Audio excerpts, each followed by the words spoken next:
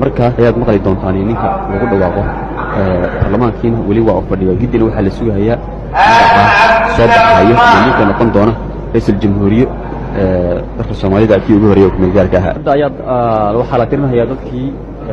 magacyadii ku soo baxay ra'iisul jamhuuriyaha intii magac oo dadku doortay marka ayaa la ogaanayaa ninkii ugu tira badnaa oo ra'iisul jamhuuriyaha noqon doona mar dhow waxaanu maqli doonaa oo naloo sheegi doonaa oo lagu dhawaaqi doonaa magacii ra'iisul jamhuuriyaha jamhuuriyadda cusub ee Soomaaliya ee ka koobanta Somaliland iyo Somaliland ara dhagay sida qaynuunku uu doonayo waxa in la doortay noqon kara jamciyada ragga abada cadadooda ثلثين ninka ay vootisa hadii markan ugu horeeyay la waayo aqlabiya 3 meelood u dhig laba ah markan lagu aqlabiya saaxiqa Abdullah Usman janto test boqol iyo 7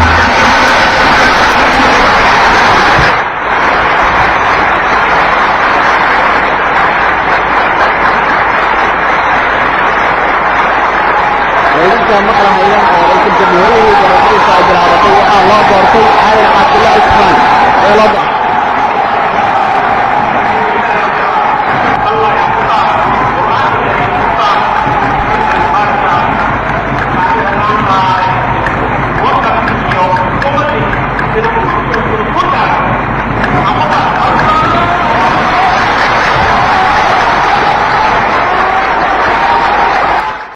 weyn oo aan la qaadi karin baad madaxa iga saarteen waan idinku mahadinayaa ixtiraamka aad ixtiraamteen ilaahayna waxaan ka baryahayaa inuu ila qabto adinkana waxaan idin leeyahay waxaan idinka doonayaa hadee inaad xilka aad saarteen aad ila qabatiin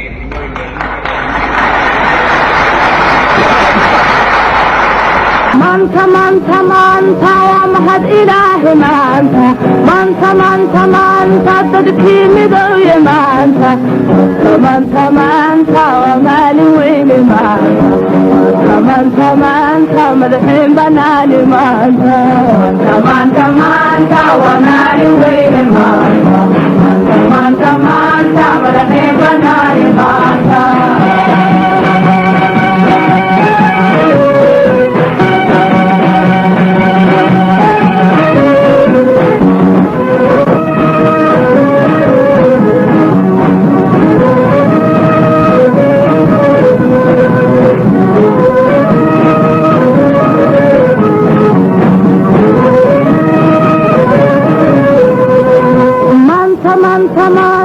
markii dilkeena maanta